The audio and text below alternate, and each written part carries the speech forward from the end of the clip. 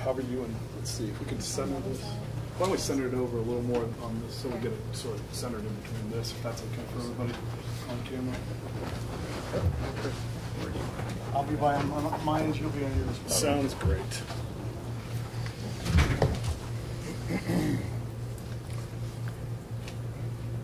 Okay, thank you everyone. This will begin our conference. Stand up, Adam. Good afternoon.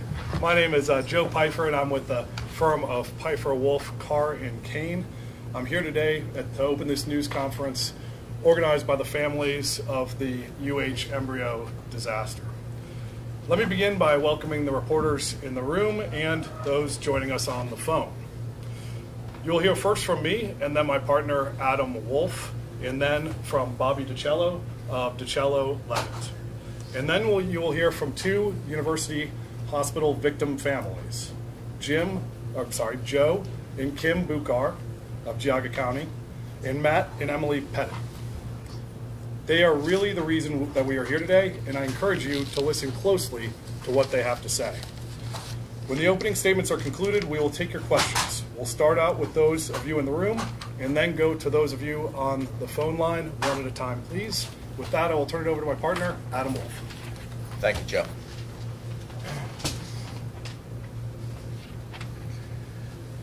Today, the law firms of Pfeiffer Wolf, Carr & Kane, and DiCello Levitt filed numerous lawsuits in federal court and in Geauga County against the university hospitals and Data Loggers, a company that was supposed to monitor the alarm systems associated with the tanks at university hospitals.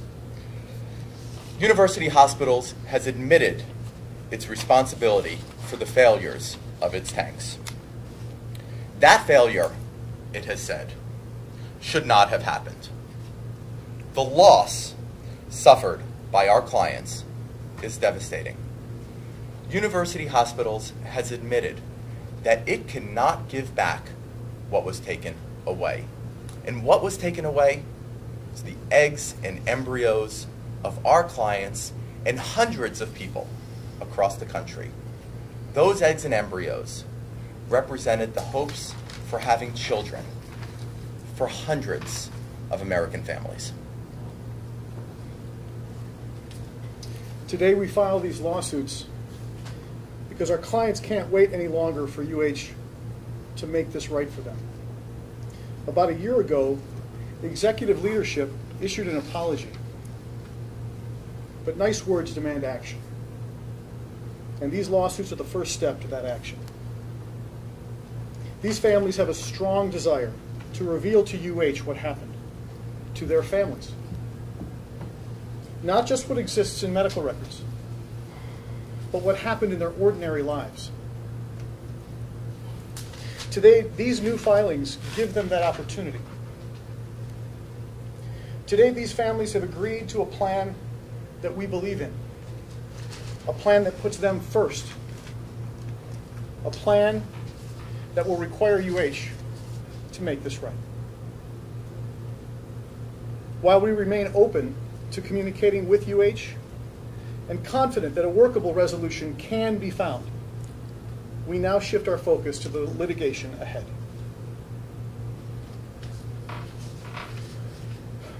Everyone who has lost embryos and who has not decided to take legal action should keep in mind that waiting doesn't work. Don't blow this off. This is a time for decisive action to seek justice. The goal is fairness. The families need to be respected and recognized by UH as people, not numbers. The hope of each family is that this new litigation will require UH to fully compensate them for the harms and losses these families have suffered. And finally, these clients feel that the DiCello Levitt law firm and the Pfeiffer Wolf law firm are ready to make this right. We have the right plan to get them justice, and we will continue to put them first. Thank you.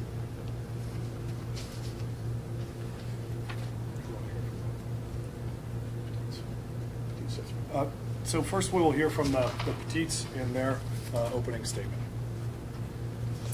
When all of this happened just about a year ago,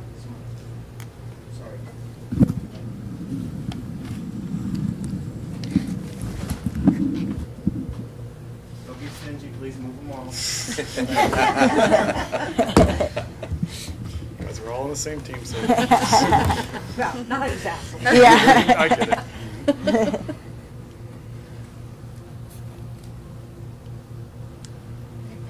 When all of this happened just about a year ago, it was the most devastating loss that we have ever felt. It was a loss that was felt throughout our entire family, not just by Matt and I. It went to our son, who will never have a sibling, our parents, who will never be grandparents again, our siblings, who will never have the chance to be aunt and uncles again. But when everything happened, we thought, okay, we've hit rock bottom. From here, we will come together as a family, and we will pick ourselves up and we will move forward. But not with University Hospitals. University Hospitals has shown us time and time again, the worst is always yet to come. They devastated us by telling us that we have lost something that can never be replaced. And then Mother's Day weekend, to get the hearing that they were filing to dismiss these lawsuits. That was heartbreaking for us.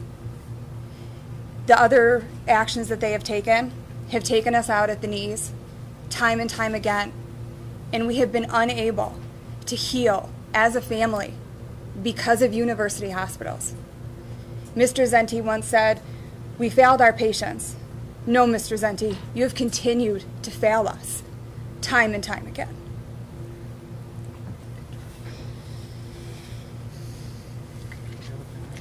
Sure. For the Matt, did you have anything to add? Or okay. Kim or Joe, would you like to go ahead? Let's move the mics again. Yeah, let's move the mics in for everyone so they can hear. I'll help you.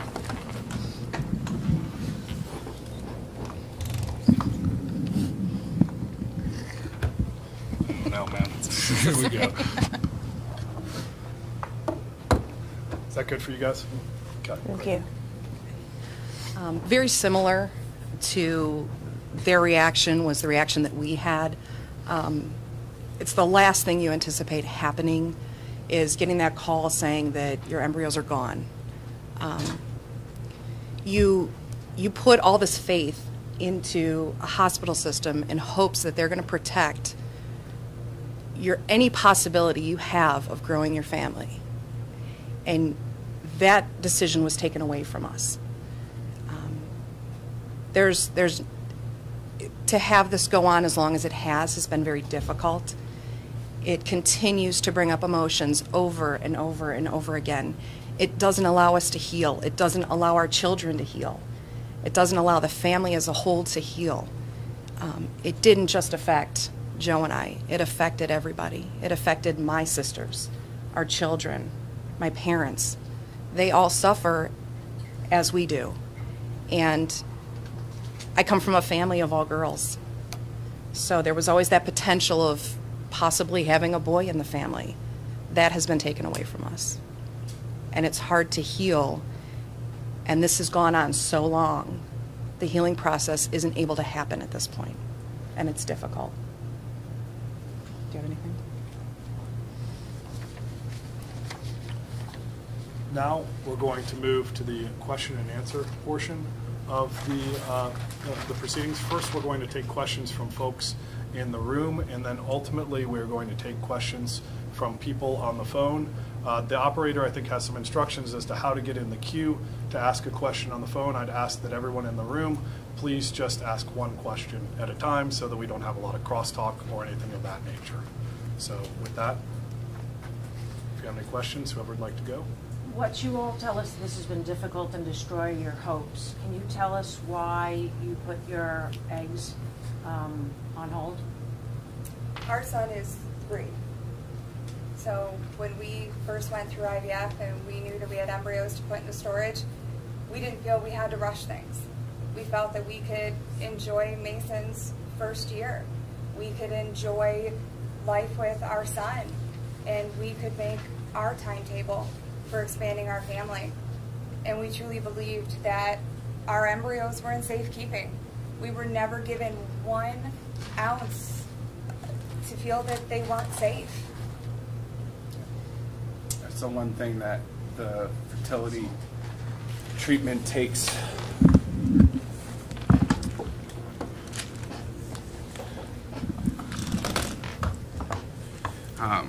When you go through fertility treatment, everything becomes more of planning instead of life happening. So we had a chance to do some things, like Emily said, with our son Mason. We took him to Disney World this summer. We did some things before we were ready to grow our family some more, and we had a plan. We just thought that everything was safe. And Emily, same question to you. And Kim. Kim, I'm so sorry. Yep, Kim and Joe. When this all happened, our daughter at that point was 1.5 years. We have a gap in ages between our first one, and we hadn't made the final decision. We assumed that those embryos were safe. You know, it's a large hospital system. You entrust them with that potential, and that they're going to keep those embryos safe for when we're ready to have another child. Why did you all decide to file now? I'm sorry. Because this happened, earlier last year. This has been a very long process, a process that I don't feel should have gone this long, and I feel that they don't want to hear the reality of it, what it has done to families. It has been devastating, and they don't want to see the real life and what it's done to so many people out there, not just the 4 of us, but there's a lot of people out there suffering. Can you share with me a little bit more about the alarm company? I understand they're now involved. You guys are filing lawsuits against them as well. What did the alarm company fail to do? Because I know in the past, UH has said that the alarm had been turned off at one point, and there were some questions about that. Correct. What we know from the public record is that Data Loggers is the company that was supposed to monitor the remote alarm. Just like in your house, let's say, there's an alarm that when it goes off, you hear it inside the house. And then there's a remote alarm in case you're not there. So there's an extra layer of protection. Here, what we know is that the alarm had been turned off. And moreover, what we know from the public record is that university hospitals hadn't even tested that alarm in a period of approximately 1 year before this incident. So what is the standard procedure to dealing with this kind of a freezer? What's the I'm not familiar with the regular procedures are. Is it required to be tested? We expect that the litigation that we're going to be following through here on will get those answers. Fact-specific questions relating to the details of this specific litigation haven't been forthcoming because we've just filed a lawsuit. So we're waiting to get to the bottom of that. It sounds like you filed other lawsuits that you've been on the prosecution side of other cases similar to this one. So in those cases, can you explain what procedures are acceptable in a situation like We this? are not going to be commenting at all about anything happening in any other venues or jurisdictions. I just, from your knowledge, it sounds like this is one of your specialties. Any knowledge that we have will be shared with our clients and we'll use in the litigation going forward, keeping in line with what the courts have already stated. I will say one other thing, which is that IVF centers, university hospitals included, advertises that they can secure people's eggs and embryos. That obviously didn't happen here, and UH admitted that it failed to ensure that it was properly secured. And you said UH hadn't tested the alarm in a year since the incident, or you're saying before? For 1 year prior to the incident. Okay. So these two cases separate, one in Right. federal and one in Geauga County Common Pleas? We filed in 2 different locations. The reason for filing in federal court is we have plaintiffs that are living in different states. And the law makes clear what the options are in those situations and what the best way to handle that is. Beyond that, I won't comment because there's some strategy involved as well. But for the state cases, the state case filed in Geauga County, we know that Data Loggers resides there, and so we filed in that county as well. Can you tell us how many families you filed lawsuits on behalf of? Well, the exact number is in the tens, put it that way. I haven't counted them recently.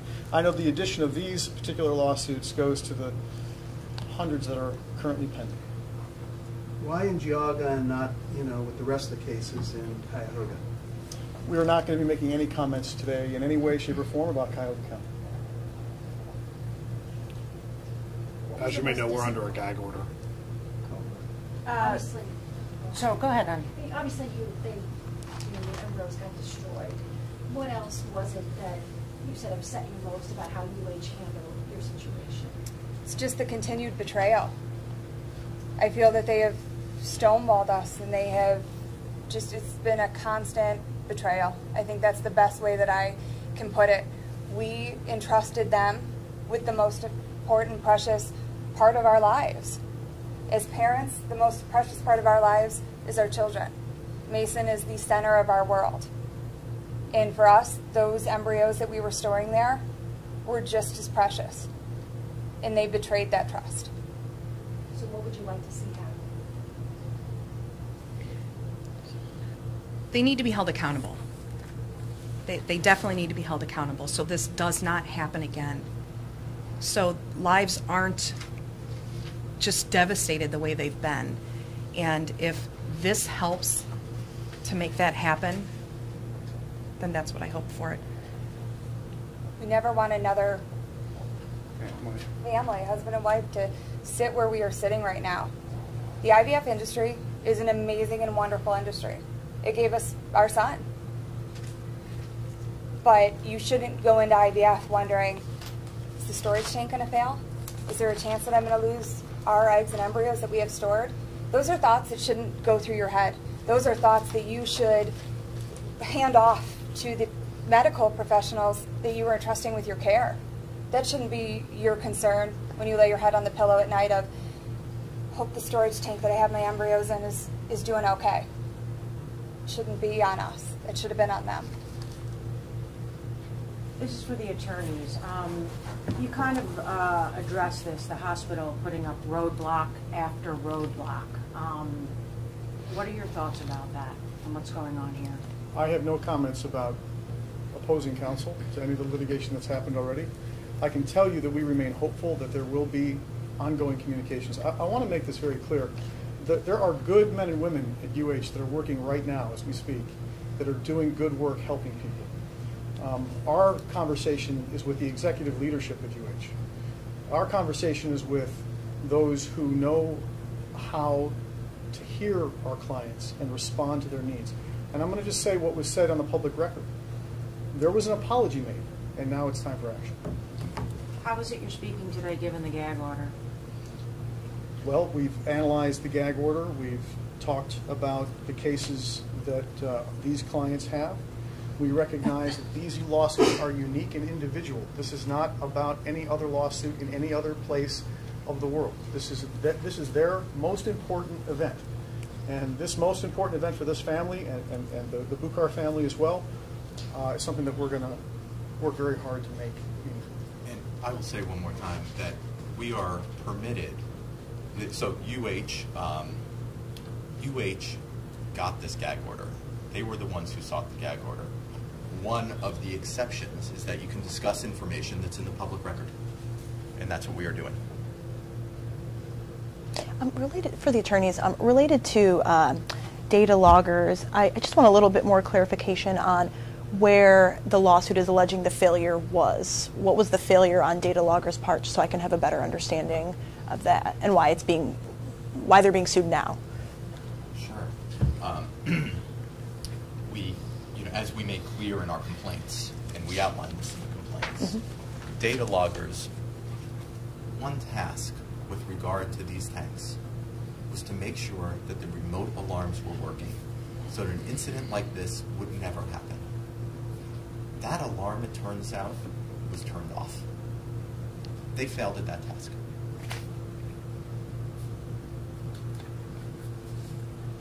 For people that haven't gone process of IVF like you have, is there any hopes that you might be able to go through the process again? Taking into account everything that we have been through in the last year, to even put that thought on the table for us, it's a really hard question, and it's really difficult. For someone who hasn't gone through it, some people may wonder, well, is there an opportunity that maybe you might be able to do this in the future? For other people, I would recommend it. It's an amazing process. It's amazing how life can come from it. It really is. But like Emily said, it's difficult, and so many people don't know what you go through, that process. It is not an easy process. It's painful, it's emotional, and there's a lot that goes along with it. You have to make a commitment to go through this process, and it is not easy. It's difficult for us as mothers. It's difficult for the fathers as well, in a different way. But I would recommend it to anybody because it's a miracle. It is. Don't lose hope in the industry, but hold the hospitals accountable and make sure that they are doing their jobs. It's not the field of IVF that failed us. Our issues aren't with the IVF procedure. Our issue is with the way university hospitals chose to conduct themselves. I would recommend in anyone that has come to us, friends, family, seeking advice, struggling to conceive, we've been a resource to them. I would recommend it to anyone. It gave us our son, something that we never thought we'd ever had.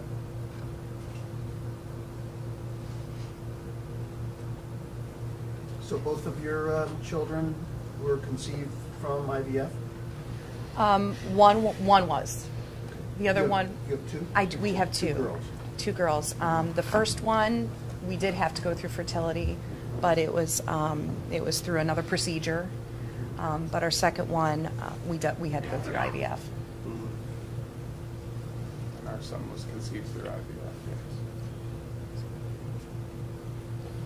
And it's not an easy process to go through, right? But there's a lot that goes. It's not just a matter of going and getting more eggs. I mean, as Kim's husband, I can't ask her to go through that process again because the amount of chemicals and things that go on to make this possible, and when you think it's already been handled and been done, to ask us to do it again because of a mistake like this, I can't ask her to do that again. From a mother's standpoint, yes, it's emotional. There's a financial aspect to it, but you're giving yourself shots, multiple shots a day, twice a day. At one point you're at two, 3 shots in the morning, 2 shots in the evening. That plays with you emotionally and physically. There's a lot that goes into it, and it's hard. It's absolutely hard. And as the father, they have to deal with it as well. It's being there for the wife that is going through all of this. And when it comes down to it, we did this once. We had 4 embryos stored with university hospitals. It shouldn't be a question of, will I go through it again or can I go through it again? We shouldn't have to go through it again. We should not have to. You broke our trust and destroyed something that was so precious to us. We could go through it 50 times. You will never give us back what we lost. Never. The decision that was there was taken away. Stolen. And for us, we had 10 embryos in storage, and it's just not, I can't comprehend how you don't take actions to safeguard losing them all at once. It just doesn't make any sense. Bobby and Adam, I thought we had been led to believe by UH that they were responsible for monitoring and checking the alarms, and that they manually turned off the alarms. Was Data Loggers like a contractor who was working for UH, or how? I don't understand the connection. So the precise nature of that relationship will be found out through the litigation as we go forward. I don't have any details to answer that very detailed question, but I can tell you that what we're very hopeful about, that which is in the record, I'll have my partner here address, but what we want to do is make sure that we understand the nuances of how that happened. I can tell you this, so far the answers have been incomplete at best.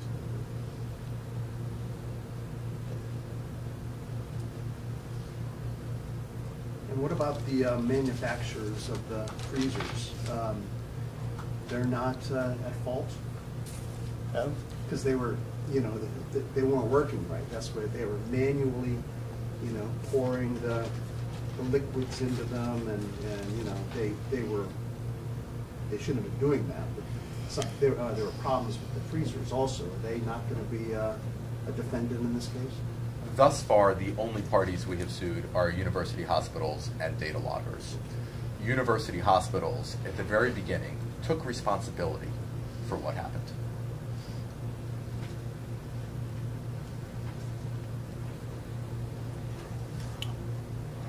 Maybe go to the phone questions. If we can come back in the room if there's any follow-ons. Operator, do you want to instruct everyone on the phone, if you have not already, as to how to ask a question?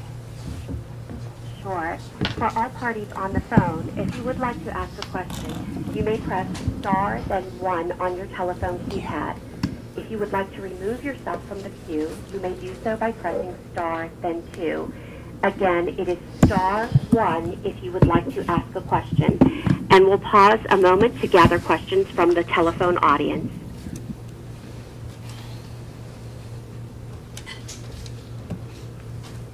And at this time, we are not showing any parties on the phone wishing to ask a question.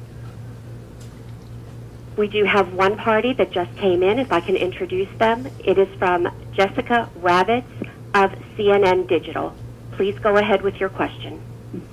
Hi, yes. The audio is a little hard over the phone, so there are some spellings of names and, data logger, and details that I may have not caught. Is it possible to get copies of the complaint? Yes, we will have copies of the complaint. I think we have some down here for the people that are present, and we can electronically transmit copies to anyone who would like them. Wonderful. Thank you. Sure. The audio. We have. Go ahead. Sorry. The audio recording will also be put up on our various websites later on today if there's any confusion from that. Go ahead. Sorry, operator. I'm sorry. And we have a question from Rich Gardella of NBC. Please go ahead. Thank you. You had mentioned that there were hundreds of lawsuits now. Can you confirm the total number of lawsuits or the ballpark of that? Several months ago it was, I think, around 70. No, I said there are hundreds of, if I said lawsuits, I meant families involved. The number of lawsuits, I don't have that number right now. Understood. Thank you. Yeah, I heard different numbers. I heard like 1,000 cases have been filed versus hundreds. I don't have that data. We don't know about the cases. Okay. To clarify, your particular law firm is handling in the tens, you said, correct, of lawsuits. So somewhere between 10 and 20, would you say? No, the exact numbers I'd have to get for you, and I'd be happy to provide that. I just don't have it right now. And that's you guys together, collectively? Yeah, so just for the sake of clarity, if I may. Sure. So for the sake of clarity, between the two of us, we represent around 100 families. Ah, okay. Okay, so I figured that's kind of what you're getting at. Mm-hmm. So that's how many people we represent. We have filed cases in, I'm not sure how many. These, that's what I'm not sure how many we brought into suit. These are the first suits we filed in Geauga and in federal court. But it's fair to say around 100 suits that would ultimately be filed by us. Well, but currently. I just don't know the answer to that to tell you with any. I don't want to say something and then be wrong. But between the three, between all the law firms, you said there's about 100 right now. We got about 100 families that we represent. Families, okay. Correct, and then we are suing as where and when we feel like is the best place to get our clients, hold UH accountable and get our clients justice. So for clarification, these specific cases were filed partially in federal court because of the families who are impacted maybe living in other states. Is that correct? Correct. Who's living outside of Ohio? So we have families that live outside okay. of Ohio that Okay. we filed in federal court. Okay. And we filed in Geauga County for Ohio families. Okay. Those are, to our knowledge anyway, I believe the Geauga and federal court filings were the first in those venues. Okay, and for